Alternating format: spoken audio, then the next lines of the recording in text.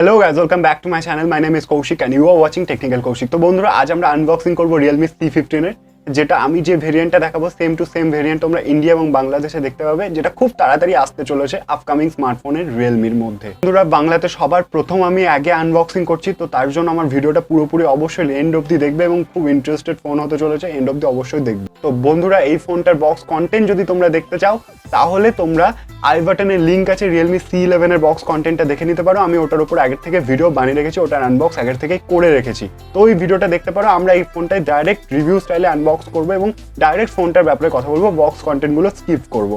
Box content Realme C11 এর মতো, ওই জন্য আমি ভেবেছি ওটা স্কিপ করবো, ওটা তোমরা ওখান থেকে গিয়ে দেখে নিতে পারো। তো চলো ভিডিও আজকে শুরু করা যাক। আমরা ডিসপ্লে এবং ডিজাইন নিয়ে কথা বলবো। তো ডিজাইনের ব্যাপারে যদি বলতে চাও, এখানে পলিকার্বনেটের ডিজাইন তোমরা দেখতে পাবে, কিন্তু আলাদা স্টাইলে একটু ডিজাইনটা দেখতে পাবে, যেমন টিপিক্যাল Realme C সিরিজে আমরা দেখতে পাই তার থেকে অনেকটা আলাদা এখানে দেখতে পাবে। এখানে স্কোয়ার কাট আউট ক্যামেরা দেখতে পাবে, 4টে ক্যামেরা তোমরা দেখতে পেয়ে যাবে এই ফোনটার মাধ্যমে। এখানে ফিজিক্যাল ফিঙ্গারপ্রিন্ট স্ক্যানারও তোমরা দেখতে পেয়ে যাবে। কালার অপশনের কথা বলি তাহলে এখানে ব্লু আর সিলভার দুটো কালার তোমরা দেখতে পাবে। ওরা হয়তো সিলভার আর ব্লুটাকে অন্য নামে রাখবে, বাট সিম্পল ল্যাঙ্গুয়েজে যেটা সেটা ব্লু অ্যান্ড সিলভার।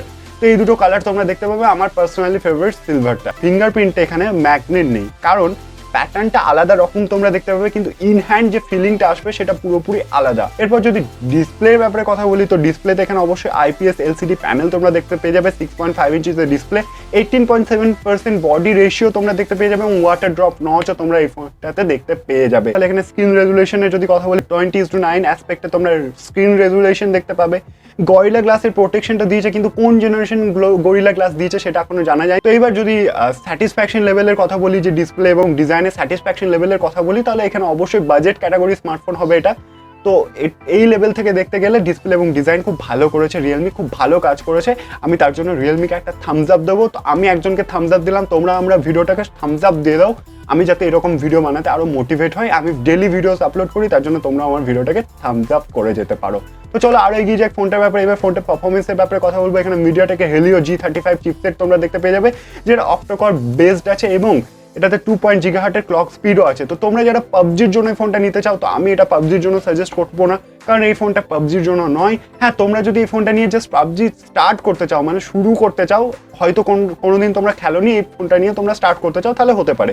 বাট তোমরা আগের থেকে খেলো পাবজি, দিনে 2-3 ঘন্টা করে ভালো পাবজি খেলো, তারপরে এই ফোনটা চাও রেগুলার কন্টিনিউ করার জন্য পাবজি, তাহলে তোমাদের জন্য এই ফোনটা সাজেশনে আসে না। তো এরপর যদি আরও এগিয়ে যায় ফোনের OS এর ব্যাপারে কথা বলি, Realme UI অবশ্যই তোমরা দেখতে পেয়ে যাবে এবং Android 10 এর সাপোর্ট এখানে দেখতে পেয়ে যাবে। এখানে ক্যামেরার কথা যদি বলি, এখানে কোয়াড ক্যামেরা সেটআপ তোমরা অবশ্যই দেখতে পেয়ে যাবে। এখানে 13 মেগাপিক্সেলের প্রাইমারি ক্যামেরা তোমরা দেখতে পেয়ে যাবে, যেটা অ্যাপারচারের কথা যদি বলি f2.2 অ্যাপারচার তোমরা দেখতে পেয়ে যাবে, 8 megapixel ultra wide angle lens এবং 2 মেগাপিক্সেলের ডেপথ সেন্সিং এবং 2 মেগাপিক্সেলের ম্যাক্রো লেন্স তোমরা অবশ্যই দেখতে পেয়ে যাবে এই ফোনটার মাধ্যমে। এরপর যদি সেলফির কথা বলি, তাহলে এখানে ওয়াটার ড্রপ নচের মধ্যে তোমরা 8 মেগাপিক্সেলের সেলফি ক্যামেরাও দেখতে পেয়ে যাবে। তো ক্যামেরার কথা যদি বলি, আবার যদি বাজেট কথাটা মনে রাখি, তো বাজেট ক্যাটাগরি ফোন হিসাবে যদি ক্যামেরার কথাটা বলি, তাহলে অবশ্যই বাজেটের মধ্যে তোমরা ভালো ক্যামেরা Realme-তে দেখতে পাচ্ছ। ক্যামেরা কোয়ালিটিতেও তোমাদেরকে কম্প্রোমাইজ করতে হচ্ছে না, ভালো ক্যামেরা কোয়ালিটি তোমরা দেখতে পাচ্ছ কম টাকার মধ্যে।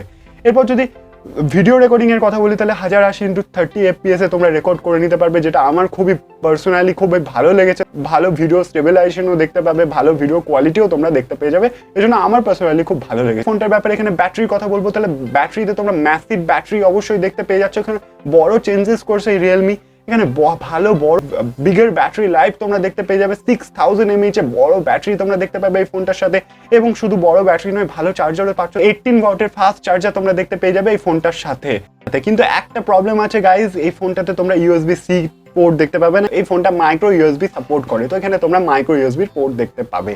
এটাই ছিল ফোনটার ব্যাপারে পুরো ডিটেল বাংলা। সবার প্রথম তোমাদেরকে এই ভিডিওটা দিলাম, আশা করি ভিডিওটা তোমাদের ভালো লেগেছে। যদি ভিডিওটা ভালো লাগে, নিজে কমেন্ট বক্সে আমাকে অবশ্যই জানাবে যে তোমাদের মতবাদ কি এই ফোনটাকে নিয়ে, তোমরা কতটা ইন্টারেস্টেড, এবং আমার চ্যানেলটা সাবস্ক্রাইব না করে অবশ্যই যাবে না, কারণ আমি ডেলি মোবাইল সম্বন্ধে ভিডিওস আপলোড করি। দেখা হচ্ছে পরের ভিডিও, ততক্ষণের জন্য